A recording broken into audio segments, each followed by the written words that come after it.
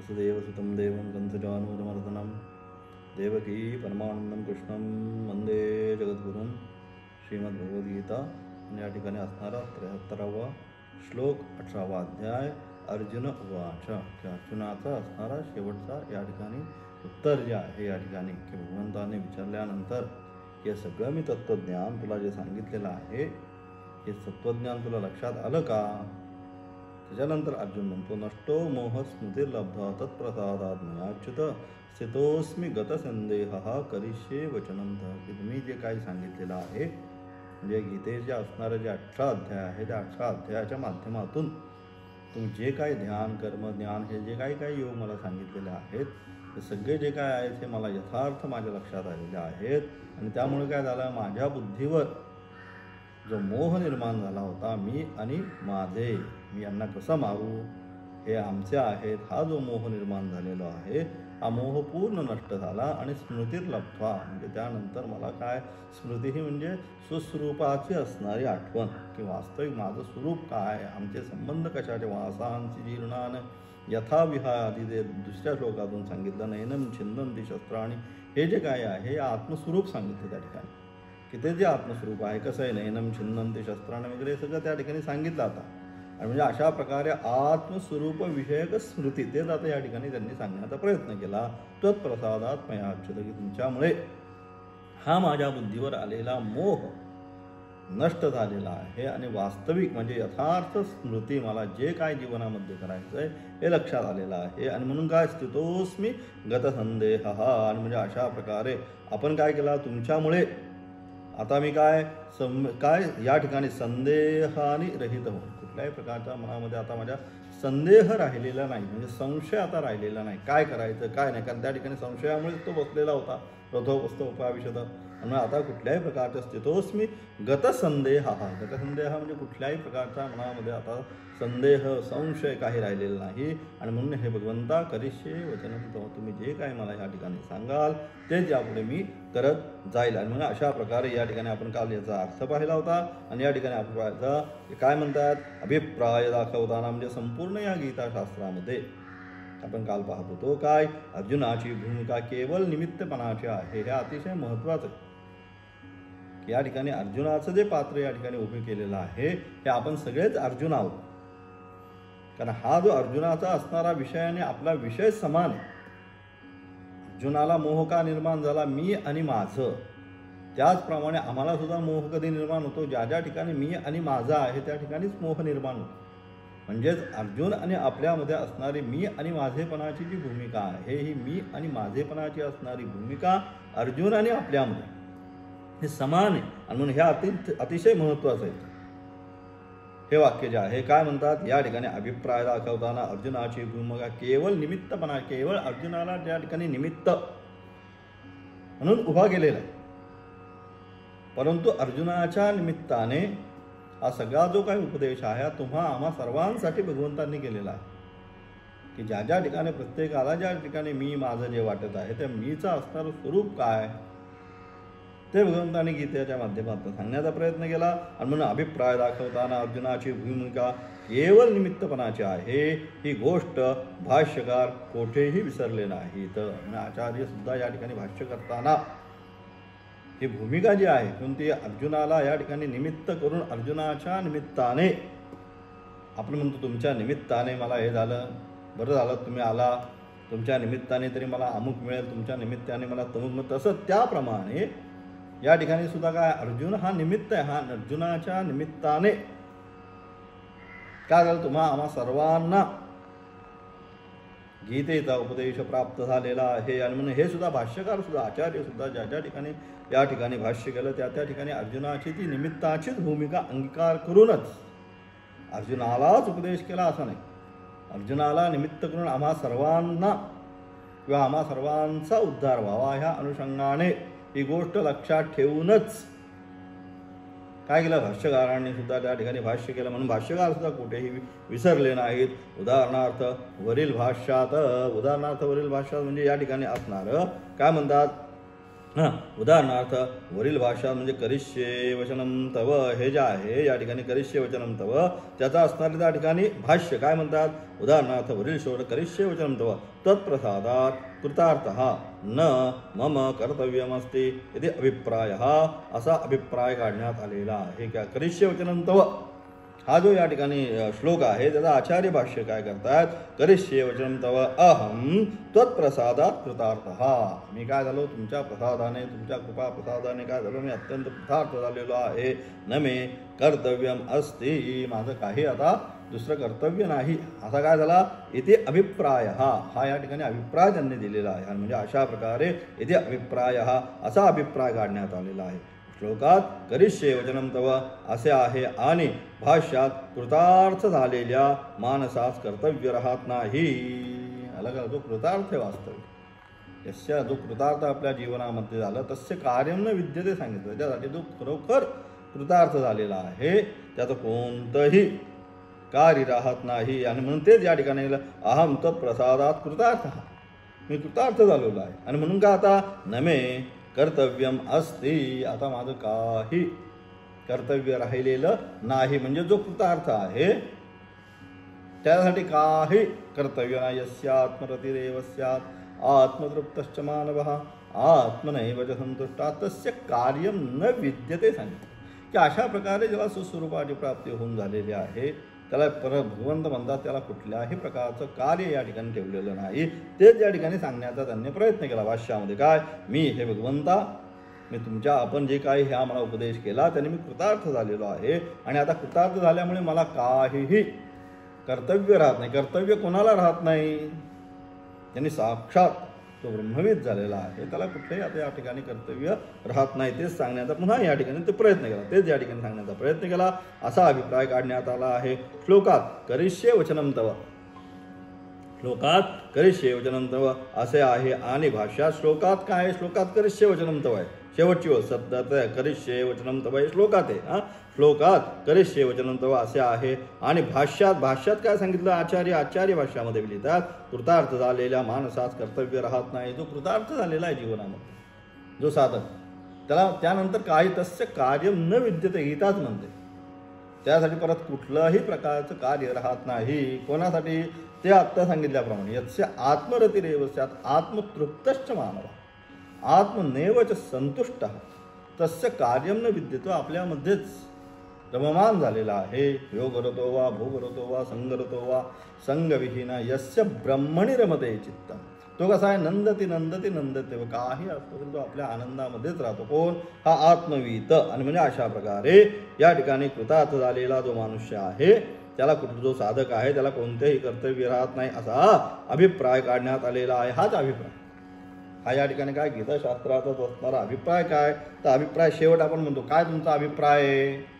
एखादी संपूर्ण आपण सगळे झाले एखादी मीटिंग किंवा काय सगळं झाल्यानंतर शेवट आपण म्हणतो चला तुमचा काय अभिप्राय याच्यावर. तसा गीताशास्त्र सगळं आता आपण शिकलो याचा अभिप्राय काय तर याचा अभिप्राय एवढाच न मम कर्तव्यमस्ति मला आता हे गीताशास्त्र शिकल्यानंतर परत काही कर्तव्य नाही हा अभिप्राय त्या ठिकाणी सांगितला. म्हणून अशा प्रकारे अभिकृतार्थ म्हणजेच काय म्हणजे भाष्यात कृतार्थ झालेल्या माणसास कर्तव्य राहत नाही असा अभिप्राय काढण्यात आलेला आहे. भाष्यकारांचा अभिप्राय हा वेदांत शास्त्राच्या दृष्टीने भाष्यकारांनी इथं हा अभिप्राय जो दिलेला आहे हा कशाच्या दृष्टीने दिलेला आहे भाष्यकारांचा म्हणजे भाष्यकारांनी भाष्यात दिलेला. या ठिकाणी शेवटची जी भाष्याची आहे तुमच्याकडे पुढे पुस्तक असेल तर लक्षात अहम त्यात जे करिष्ये वचनम तव जे आहे त्याचे असणारं भाष्य शांकर भाष्याची असणारी शेवटची पंक्ती आहे. त्याच्यामध्ये आचार्य म्हणतात अहम तत्प्रसादात कृतार्थः न मे अस्ति कर्तव्यम इथे अभिप्राय हे आचार्य भाष्यामध्ये लिहितात. त्याच्या इथं हे सगळी आता व्याख्या झालेली म्हणजे हा जो भाष्यकारांनी अभिप्राय या ठिकाणी दिलेला आहे भाष्यकार या ठिकाणी हा जो अभिप्राय व्यक्त करतात तो कशाच्या दृष्टीने व्यक्त करतायत तर ते सांगण्याचा पुन्हा प्रयत्न केला. भाष्यकारांचा अभिप्राय हा वेदांत शास्त्राच्या दृष्टीने आहे. वेदांत शास्त्राला जो अभिप्रेत अर्थ आहे वेदांत शास्त्र तेच म्हणतं की एकदा काय त्याला आत्म ब्रह्मविद ब्रह्मैव भवती, एकदा ब्रह्म त्याचं त्यानंतर कुठल्याही प्रकारचं कार्य त्याचं राहत नाही. हेच वेदांत शास्त्र सांगतात. तोच अभिप्राय या ठिकाणी आचार्य सांगण्याचा प्रयत्न करतात. भाष्यकारांचा अभिप्राय हा वेदांत शास्त्राच्या दृष्टीने आहे, सर्व लोकांना उपयोगी पडेल व जो उपनिषद सिद्धांताला धरून असेल असाच असला पाहिजे, कर्तव्य राहत नाही. म्हणजे जो काही या ठिकाणी अभिप्राय घेतला असेल तो कसा पाहिजे, तो सर्व लोकांना उपयोगी पडेल. तो सारा अभिप्राय आता या ठिकाणी म्हणजे जे जे गीताशास्त्राचं अध्ययन करतील त्या सर्वांसाठी, त्या सर्वांना उपयोगी पडणारा अभिप्राय पाहिजे.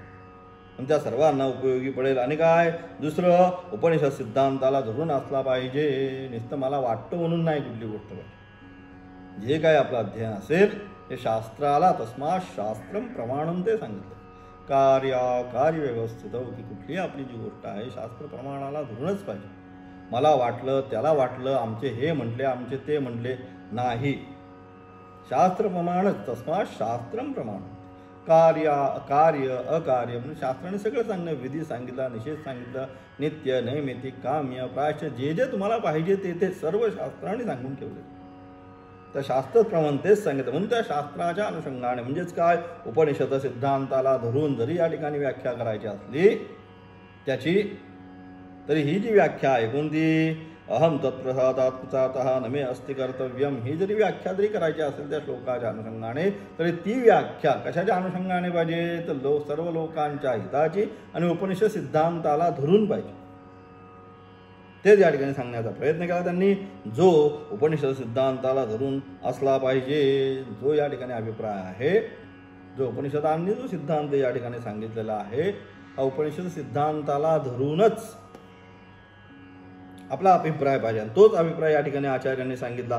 जो उपनिषद सिद्धांताला धरून असेल असाच असला पाहिजे. कर्तव्य राहत नाही. कोणाला कर्तव्य कोणाला राहत नाही, तर कर्तव्य कोणाला राहत नाही तर कोणाला, अपरोक्ष ज्ञानी पुरुषाला. जो अपरोक्ष साक्षात अपरोक्षात ब्रह्म, ज्याने साक्षात जो ब्रह्मविद झालेला आहे, मग ब्रह्मविद ब्रह्मैव भवती म्हणतात. तो एकदा ब्रह्मविद झाल्यानंतर तो ब्रह्मच होतो. त्याचं दुसरं काय होतं, दुसरं काही होत नाही, तो ब्रह्मच होतो. ज्याप्रमाणे नदी एकदा सागरामध्ये उतरल्यानंतर काय होतं, ते सागरातून इकडे जाते, तिकडे समुद्रच होते. यथा नद्यस्यन्नमाना समुद्रमस्तम विहंती नामरूपे विहाय सांगितलं. ज्याप्रमाणे नदी एकदा समुद्रामध्ये गेल्यानंतर समुद्रच होते. त्यातनं नदीचं पाणी जर आपण बाहेर काढायचं थोडं जर आपण ठरवलं तर घेऊन येऊ शकतो का, नाही, समुद्रच झाली. आता ती पाहिल्याबरोबर तिचं पाणी खारट व्हायला सुरुवात होते. समुद्र तर अजून लांबच आहे. म्हणजे अशा प्रकारे त्याचप्रमाणे हा जो ब्रह्माला प्राप्त करतो तो काय होतो, मग त्याचं तर तो ब्रह्मच होतो. तो दुसरं त्यात व्यतिरिक्त आणखी काय होतो का, आता आणखी काही होत नाही. ब्रह्मविद ब्रह्मैव होती म्हणून एव घेतलं. स म्हणतो आपण. स कशा, जोर देण्यासाठी. हेच कर, तसं ब्रह्मैव होतं, ब्रह्मच होतं, दुसरं काही त्याचं होत नाही. म्हणजे तेच जो अपरोक्ष ज्ञानी आहे तो ब्रह्मविद म्हणजे कोण, तो अपरोक्ष ज्ञानी आहे. म्हणजे कोणाला कर्तव्य राहत नाही, तो अपरोक्ष ज्ञानी आहे. ज्याने त्याचं काय झालं, यश साक्षात अपरोक्षात ब्रह्माचा या ठिकाणी अनुभव घेतला. त्या ठिकाणी तो काय, तो ब्रह्मपदालाच प्राप्त झाला. अपरोक्ष ज्ञानी पुरुषाला अपरोक्ष ज्ञानाने काय होते, अपरोक्ष ज्ञान जो आहे अपरोक्ष ज्ञान, ते अपरोक्ष ज्ञानाने काय होते, तर अपरोक्ष ज्ञानाने काय होते, अज्ञानापासून होणाऱ्या मोहाचा नाश त्या ठिकाणी होता. अपरोक्ष ज्ञान एकदा तुम्हाला प्राप्त झालं, अपरोक्ष साक्षात तुम्हाला त्याचं ज्ञान प्राप्त, अनुभवयुक्त ज्ञान त्याचं प्राप्त झालं, त्याचा अनुभव या ठिकाणी तुम्ही आपण आरंभ झाल्यानंतर काय होतं, तर अज्ञानापासून होणारा मोह, अज्ञानापासून जो या ठिकाणी आम्हाला मोह निर्माण झालेला आहे, मी आणि माझं पण, हा मोह काय होतो, हा मोहाचा नाश होतो. कशाने, अपरोक्ष ज्ञानाने मोहाचा नाश होतो आणि आत्मस्मृतीचा लाभ होतो. मी कोण, एकदा मोहाचा नाश झाल्यानंतर जसं त्या ठिकाणी सूर्यावर आलेला आच्छादन ढगाचा एकदा दूर झाल्यानंतर काय होतं, स्वस्वरूपाला प्राप्त होतं. जसं आहे तसं त्याचं प्रकाशित असणारं स्वरूप आपल्याला ज्याप्रमाणे आपण पाहू शकतो. कधी, ज्यावेळेस अज्ञानाचे असणारे हे जे ढग आहेत हे ज्यावेळेस बाजूला जातील त्याच वेळेस पाहू शकतो.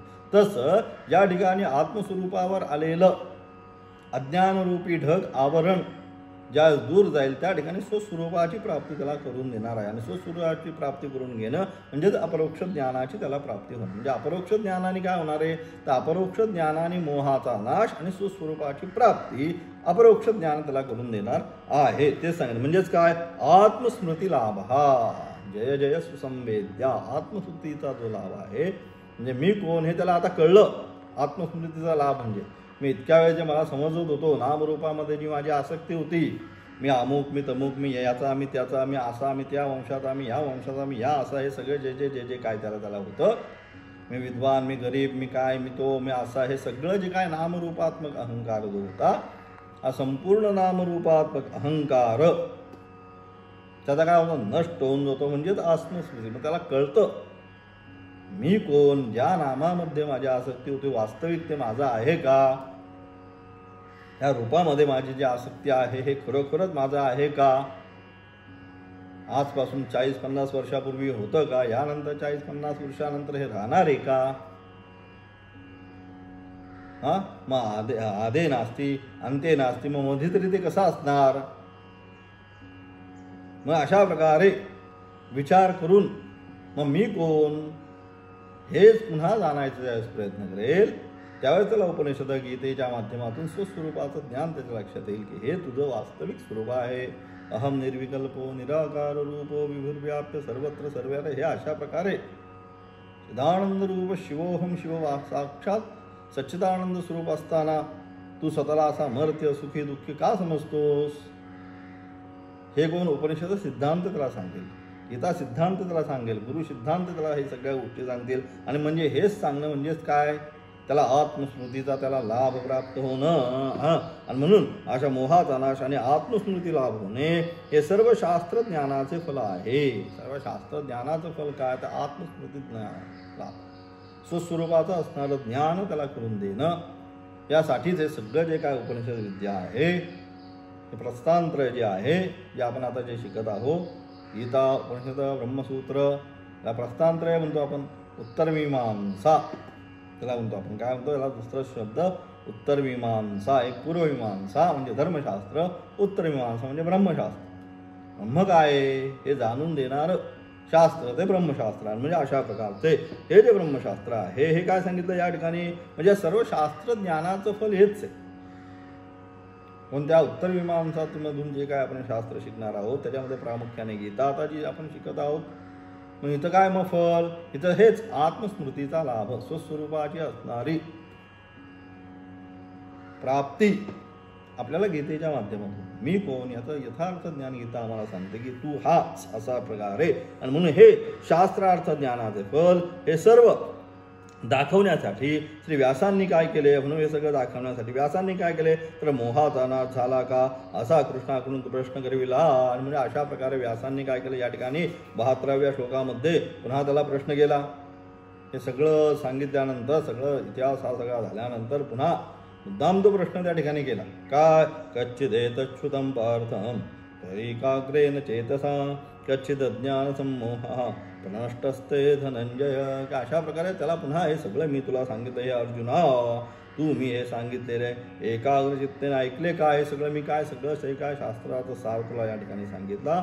हा जो काही उपदेश या ठिकाणी मी तुला केला, हे अर्जुना हा सगळा उपदेश तू नीट ऐकलास का, ऐकलास का. आणि हे धनंजया तुझा अज्ञानामुळे झालेला विवेक सर्वथा नाहीसा झाला का. आणि म्हणून हे ऐकून निस्तगप नाही बस, मग त्यामुळे तुझा जो मोह तुला आलेला होता, त्या ठिकाणी मोहामुळेच म्हणत होतास तू काय, सीदन धिमवगा त्राणी पंच परिशिष्यते वेपदिष्ट शरीर वगैरे वगैरे सगळं ते जे काय आहे ते सांगितलेलं आहे. तो पहिल्या अध्यायातून तो जो मोह तुझ्यावर निर्माण झालेला आहे, का रे अर्जुना, तो मोह नष्ट झाला का.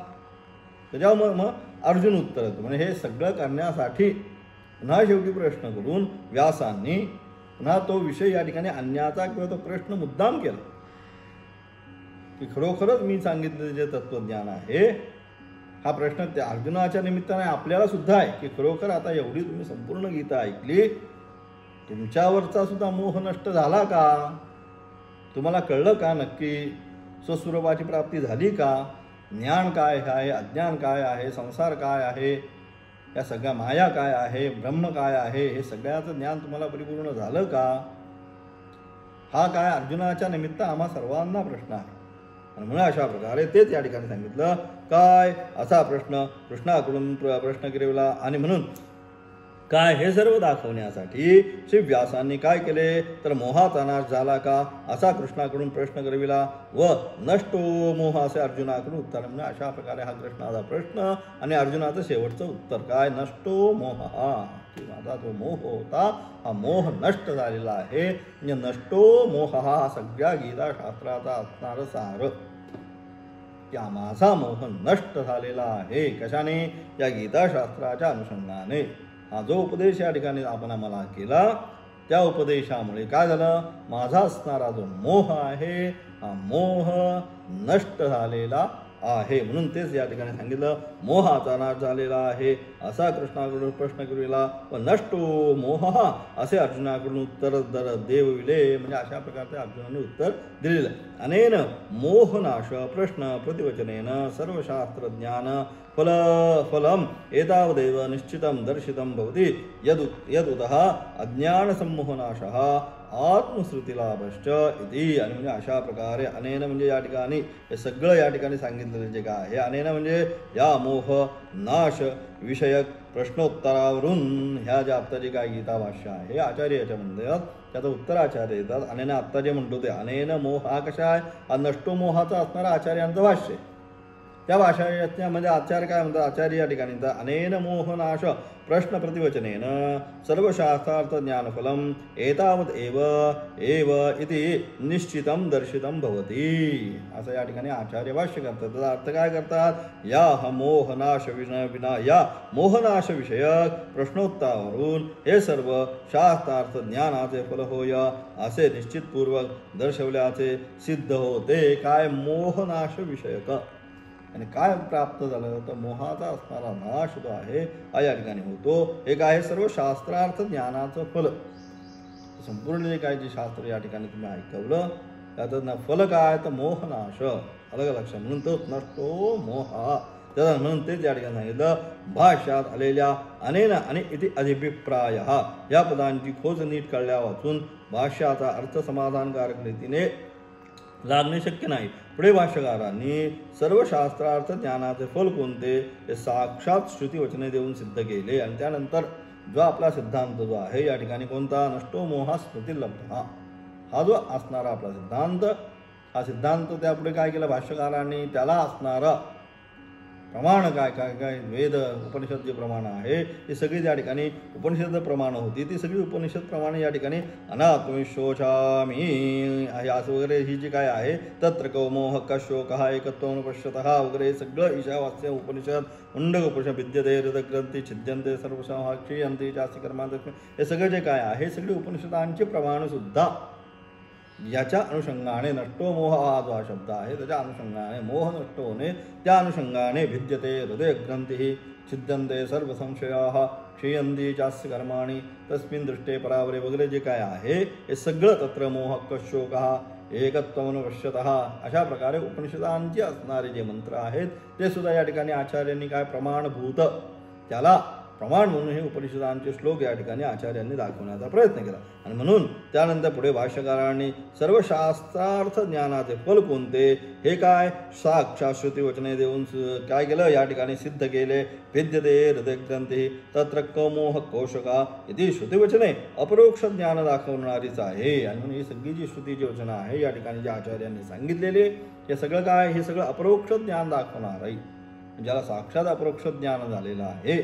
त्याचं काय होतं त्याचं हेच या मंत्रांच्या द्वारे वर्णित केलेलं आहे कोण तत्र कमोह कशोका एकत्वम अनुपश्यतः त्याला काही कुठल्याही प्रकारचा शोक होत नाही मोह होत नाही कोणाला जो सर्वत्र एक भावाने पाहतो एक भावाने पाहतो म्हणजे मग गीता काय म्हणते वासुदेव सर्वम स महात्मा सुदुर्लभ हे गीता म्हणजे अशा प्रकारे असणारा तोच सिद्धांत उपनिषदांचा गीतेने या ठिकाणी सांगण्याचा प्रयत्न केला आणि तेच आचार्य या ठिकाणी सांगतात आणि म्हणून काय पुढे सांगितलं अपरोक्ष दाखवणारी आहे गीता लिहिताना ती उपनिषदांना धरून रचायची काळजी श्री व्यासांनी किती घेतली आहे हे पहा आणि म्हणून अशा प्रकारे जी गीता आहे गीता लिहिताना ती गीतेचा असणारा जो अर्थ आहे गीता लिहिताना ती उपनिषदांना धरू नये ओम श्रीमद्भगवद्गीतासु उपनिषत्सु आणि हे जे तत्त्वज्ञान आहे हे तत्त्वज्ञान बाहेर कुठं नाही तो उपनिषदांनी जे तत्त्वज्ञान सांगितलेलं आहे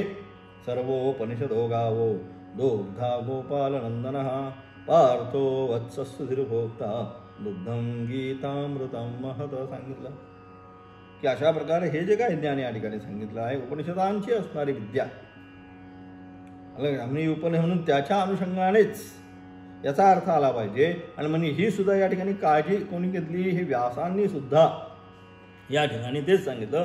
काय सांगितलं तर गीता लिहिताना ती काय उपनिषदांना धरून रचण्याची काळजी श्री व्यासांनी किती घेतली आहे हे पहा. आणि म्हणून व्यासांनी सुद्धा की उपनिषद सिद्धांत आहे तो उपनिषद सिद्धांतच ह्या गीतेच्या माध्यमातून या ठिकाणी सांगण्याचा त्यांनी प्रयत्न केला आणि त्या अनुषंगानेच अत्यंत काळजी त्यांनी घेतली. आणि म्हणून उपनिषदात ज्ञान झाले समजलो, उपनिषदात ज्ञान झाले समजलो तद्धास्य विदज्ञौ असे जे म्हटले आहे. आणि उपनिषदामध्ये सगळं तसंच सांगितलं काय तद्धास्य विदज्ञौ हे उपनिषदांमध्ये सांगितलं. आणि म्हणून त्याच अनुषंगाने म्हणजे मला ते प्राप्त झालं. त्याच अनुषंगाने येथे सुद्धा म्हणले जसे येथेही अर्जुनाकडून कबूल करून घेतलेले आहे तसंच काय ज्ञान झालं का. मग अर्जुन म्हणतो हो झाले. हे सुद्धा कबूल करून या ठिकाणी घेतलं आणि तेच सांगितलं या ठिकाणी असे जे म्हटले आहे तसेच येथेही अर्जुनाकडून कबूल करून घेतले आहे. अर्जुनाकडून पण म्हणून हे झालं का ज्ञान झालं प्रश्न विचारून भगवंत म्हणतात. त्या अर्जुनाकडनं शेवटचा तो 73वा श्लोक आहे. अर्जुनाने कबूल केलं. नष्टो मोह स्मृतिर्लब्ध्वा तत्प्रसादात् मयाच्युत. हे भगवंता हो खरोखरच या गीताशास्त्राचं अध्ययन केल्यानंतर माझा जो मोह आहे हा मोह नष्ट झालेला आहे. म्हणून यावरून स्पष्ट लक्षात येतं गीताशास्त्र जो आहे हा मोह नष्ट करण्यासाठीच गीताशास्त्र. हाच गीताशास्त्राचा एकमेव सिद्धांत. अत्यंतिक दुःखाची निवृत्ती आणि निरतिशय आनंदाची प्राप्ती जीवाला करून देणं त्यासाठी हा गीता सिद्धांत या ठिकाणी किंवा ही गीता 700 श्लोकाच्या माध्यमातून भगवान व्यासांनी उपनिषदाचा असणारा सिद्धांत अत्यंत सहज सोप्यापणाने त्या ठिकाणी अर्जुनाला निमित्त करून अर्जुन आणि भगवंतामधला असणारा हा संवाद त्या संवादाच्या अनुषंगाने अत्यंत कधी कधी क्लिष्ट गोष्ट आपल्याला कळत नाही. आपण तो फार क्लिष्ट आहे मग आपण काय करतो ती सोडून देतो. मग काय करतो आपण त्या ठिकाणी संवादात्मक एखादं नाटक केलं जातं हे केलं जातं पण त्यातनं काय सांगायचा विषय तोच असतो. फक्त ज्यावेळेस संवाद येतो दोघांचा परस्पर त्यावेळेस आपल्याला तिकडे लक्ष लागतं आपलं त्या ठिकाणी. म्हणजे अशा प्रकारे इथे सुद्धा काय झाला कृष्ण आणि अर्जुनाचा असणारा संवाद त्या संवादाच्या रूपाने भगवान वेदव्यासांनी काय केलं तर असणारा संपूर्ण उपनिषदांचा जो सिद्धांत होता तो उपनिषदाचा सिद्धांतच या ठिकाणी कृष्णाला त्या ठिकाणी अर्जुनाला त्या ठिकाणी निमित्त करून भगवान कृष्णाने अर्जुनाच्या मनामध्ये असणारे म्हणजे तुमच्या आमच्या मनामध्ये असणारे सर्व प्रश्नांची उत्तरं स्थितप्रज्ञस्य का भाषा समाधिस्तस्य केशव स्थितति किं प्रभाषेत किमासीत पचेत किं वगैरे हे सगळे जे प्रश्न करून अर्जुनाच्या माध्यमातून भगवान कृष्णाने त्याचे असणारे उत्तर देत संवादात्मक हा ग्रंथ या ठिकाणी परिपूर्ण केला. आणि त्या ग्रंथाचं प्रयोजन काय मग प्रयोजन नष्टो मोह आपणा तिथं झालं. सर्व साधकांच्या मनामध्ये निर्माण झालेला हा सांसारिक जो मोह आहे हा सांसारिक मोह जर नष्ट करायचा असेल तर गीताशास्त्र. म्हणून हाच गीताशास्त्राचा असणारा अभिप्राय हाच गीताशास्त्राचा असणारा सिद्धांत या ठिकाणी व्यासांनी सांगण्याचा प्रयत्न केला. आणि म्हणून सांगून सुद्धा पुन्हा कबूल करून घेतलं. हे अर्जुना तुझा मोह नष्ट झाला का. मग अर्जुन म्हणतो हो माझा मोह नष्ट झाला. तेच इथे सांगण्याचा प्रयत्न केला. असा ग्रंथ रचनेच्या दृष्टीने आचार्यांनी या ठिकाणी हाच विचार या ठिकाणी मांडलेला आहे. यावरून अर्जुन हा अपरोक्ष ज्ञानी होता असे भाष्यकारांचे मत आहे. असे म्हणणाऱ्यांच्या अज्ञानाची कीव करावी. काय काही दोन अर्जुन हा अपरोक्ष ज्ञानी होता वगैरे असं त्या ठिकाणी म्हणतात. त्यांचे म्हणजे तसं काही नाही. हा त्या ठिकाणी जे पहिलं जे सांगितलं तेच काय की त्या ठिकाणी निमित्त मात्र अर्जुनाला निमित्त करून तुम्हा आम्हा सर्वांच्या उद्धाराने म्हणा अर्जुन विशिष्ट काही होता, काहीतरी त्याला विशिष्ट वचनं देणं हे आम्हाला अपेक्षित नाही. म्हणून तेच आचार्य या ठिकाणी म्हणतात. याविषयी प्रस्थानत्रय भाष्याच्या उपसंहार या ग्रंथात उहापोह केला आहे. तिथे पहा, या ठिकाणी प्रस्थानत्रय भाष्याच्या उपसंहार ज्या ठिकाणी होईल त्या ठिकाणी या गोष्टीचा सुद्धा उपसंहार त्यांनी केला. आणि त्यानंतर शास्त्रात सर्वतः समाप्त झाला. आता यापुढे कथेचा संबंध प्रदर्शित करण्यासाठी संजय म्हणाला. आता या ठिकाणी असणारा संपूर्ण शास्त्रार्थ जो होता गीतेचा हा संपूर्ण शास्त्रार्थ या ठिकाणी काय झाला, आता पूर्ण झाला. आणि यापुढे आता कथेचा संबंध, तिथं कथा चालू झालेली कुठे, धृतराष्ट्रवाच धर्मक्षेत्रे कुरुक्षेत्रे, ती सगळी कथा चालू झालेली आहे. तीच आता शेवट पुन्हा काय, तो संजय या ठिकाणी शेवटी त्या संपूर्ण कथेचा संबंध प्रदर्शित करण्यासाठी आता शेवटचे जे श्लोक आहे त्या कथेचा संबंध परस्पर म्हणजे आदि आणि अंत, तिथं मध्ये सगळे तत्वज्ञान जरी भरलं ते तिथं जे पहिले काही श्लोक आहेत पहिल्या अध्यायामध्ये असणारे धृतराष्ट्रवाच धर्मक्षेत्रे वगैरे आरंभ करून त्याचा आता शेवट काहीतरी या ठिकाणी केला पाहिजे. आणि म्हणून त्या अनुषंगाने या ठिकाणी त्याचा असणारा शेवट करण्यासाठी पुन्हा संजय उवाच, कारण पहिल्यांदा संजयच त्या ठिकाणी बोललेला काय, संजय उवाच दृष्ट्वा तु पांडवानीकं व्यूढं दुर्योधनस्तदा आचार्य उपसंगाम्य राजा वचनम अप्रे, म्हणून संजय उवाच. आणि मग शेवट पण काय केलं, शेवट सुद्धा संजयच उवाच घेतला. संजय काय म्हणतोय, इत्यहं वासुदेवस्य पार्थस्य च महात्मनः सम्मतमिमश्रौषम् अद्भुतं रोमहर्षणं, की अशा प्रकारे याप्रमाणे काय मी स्वतः, कारण संजयाला दिव्यदृष्टी व्यासांनी दिली आणि ते काय म्हणजे आहे ते संपूर्ण म्हणजे तू बघ ऐक. आणि म्हणा अशा प्रकारे मी वासुदेवाचा आणि महात्मा अर्जुनाचा जो हा संवाद जो होता अत्यंत आश्चर्यकारक, तो अंगावर रोमांच उभा करणारा हा संवाद तो आहे, हा या ठिकाणी मी ऐकला असा संजय या ठिकाणी म्हणतो. राहिलेले पुढचे 4, 1, 2, 3, 4, 5 जे श्लोक आहे ते उद्याच्या पाठामध्ये पूर्ण करून श्रीमद भगवद्गीतेची उद्या आपण या ठिकाणी सांगता करणार आहोत. आता तुम्हाला